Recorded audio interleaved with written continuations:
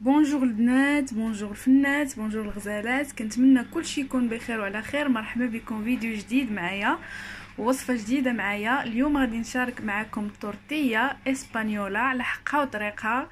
كيف ما كتشوفوا معايا مقادير سهله وبسيطه ومتوفره في كل دار. طورتيه اسبانيولا كيف ما هي يعني على حقها وطريقها. كيف ما كتشوفوا معايا البنات المقادير بسيطه. عندي 4 ديال البطاطات. الوغ الحساب ديالها اولا المقادير ديالها كيتحسبوا بهذا الشكل هذا. على كل 3 ديال البطاطات كنديروا 5 ديال البيضات. هنا عندي 2 بطاطات كبارين وهذه صغيره زدت ليها هذه يعني 3، واخا كتشوفوا 4 ولكن يلاه جايبين 3 من الحجم الكبير. عندي 5 ديال البيضات كيف ما قلت لكم، على كل 3 البطاطات 5 البيضات وبصله. يعني كل ما ضاعفنا العدد ديال البطاطا كنضاعفوا العدد ديال البيض والعدد ديال البصله. 6 ديال البطاطات كيعطيونا 10 البيضات وجوج ديال البصلات. الوغ وعندي زيت العود، ملحه ولابزاغ. وغادي نبداو بسم الله. البنات البطاطا كنقطعها على هذا الشكل وتكون رقيقه، ما تكونش غليظه بزاف. كيف ما كتشوفوا هذا هو السمك ديالها. كنقطعها على 2 ثم على 4 وكنقطعها، يعني تقدروا تقطعوها دواور، مهم انها تكون السمك ما يكونش غليظ بزاف، يعني تكون رقيقه. البنات قطعت البطاطا ديالي كلها بهذا الشكل وقطعت البصله ديالي مربعات هكا وغادي نبدا. هنا وضعت هذا المقدار هذا ديال زيت العود وغادي نحط فيه. ما تكونش الزيت سخون، زيت العود ما تكونش سخونه، يعني ما تكونش قبل سخونه. اون فوا تحطيها غادي تحطي فيها داك البطاطا. كما كتعرفوا زيت العود ما خصهاش تسخن في الاول، فالبطاطا ديالي غادي طيب في الزيت.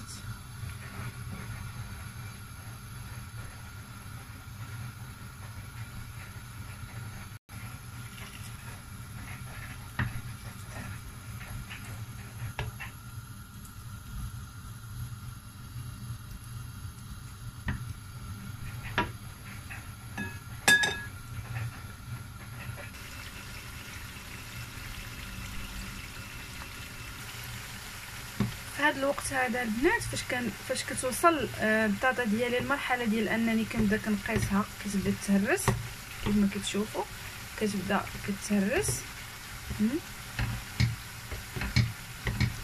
في هذه المرحله غادي نضيف البصله، يعني في هذه المرحله هذه بالضبط غادي نضيف البصله ديالي.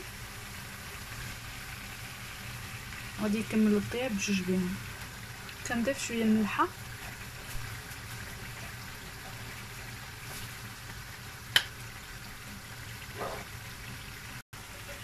صافي البنات. هنا فاش كتوصل لهذا الشكل هذا صافي كنخرجها، غادي نحيدها. داك البصيلات شحرات اللي معاها كتبقاش تبان، كتبقاش واقفه. صافي كنخرجها وكنخليها تبرد شويه، ما تكونش سخونه بزاف.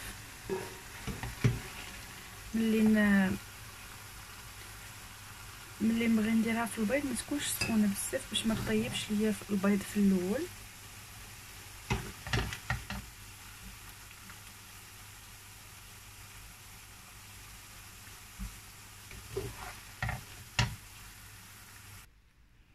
هنا البنات درت داك ال5 د البيضات وغادي ندير عليهم شويه الملحه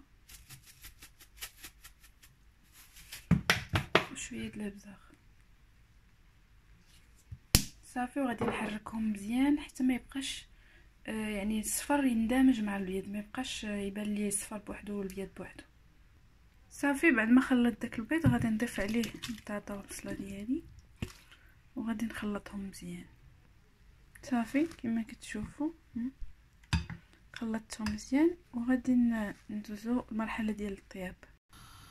انا البنات هنا استعملت مقله واحده اخرى، حيت المقله اللي طيبت فيها يعني كبيره بزاف وانا بغيت يجيني السمك، يعني تجي غليظه ما تجيش رقيقه.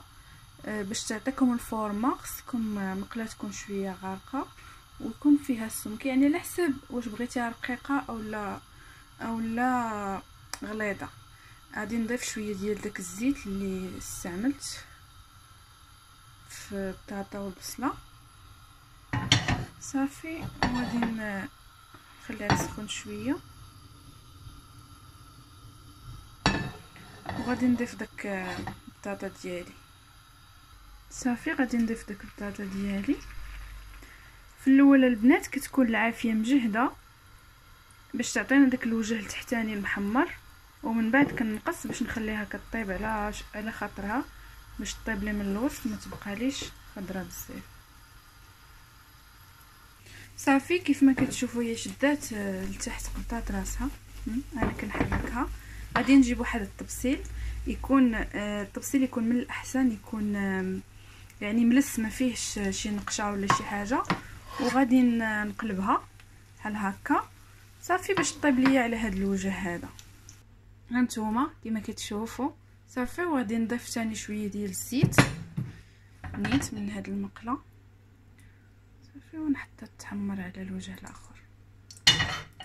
صافي البنات، فانا كنبقى كندفعها هكا باش تاخذ ليا داك الفورمه من الجنب كما كتشوفوا. صافي صافي بغيتها تكون طيبه مزيان كنخليها كطيب. بغيتها تكون موين يعني على حساب الطياب ديال البيض اللي نتوما باغين. بغيتو البيض يكون طايب مزيان كتخليوها كطيب، بغيتو البيض يكون طايب موين كتخليوها على حساب يعني كتبان لكم تحمرات. كل واحد كيفاش الذوق ديالو في الطياب ديال البيض. هذا هو الشكل ديالها. انا غادي نقلبها تزيد طيب مازال واحد شويه على هاد الجهه صافي، وغادي نقدمها. فالبنات كانت هي هذه الطورتيه اسبانيولا لحقها طريقها كيف ما هي بنينه ولذيذه. كنوعدكم اولا كنأكد لكم بانها غادي تعجبكم بزاف الا حضرتوها بهذه الطريقه هذه يعني، وتحترموا جميع المراحل ديال التحضير ديالها. فهي كتجي بنينه بزاف. كنتمنى تعجبكم، وكنتمنى الوصفات ديالي كلهم يكونوا كيروقوا الاعجاب ديالكم وكينالوا الاستحسان ديالكم. البنات الى عجباتكم الوصفه ديال اليوم ما تنساوش ديروا لي جيم وتخليو لي التعاليق ديالكم كيفرحوني. ما تنساوش ايضا الضغط على الزر الاحمر صابوني باش ديما يوصلكم الجديد ديالي. وكنتمنى لكم ويكاند سعيد، كنتمنى لكم نهار سعيد، والى اللقاء فيديو جديد ان شاء الله.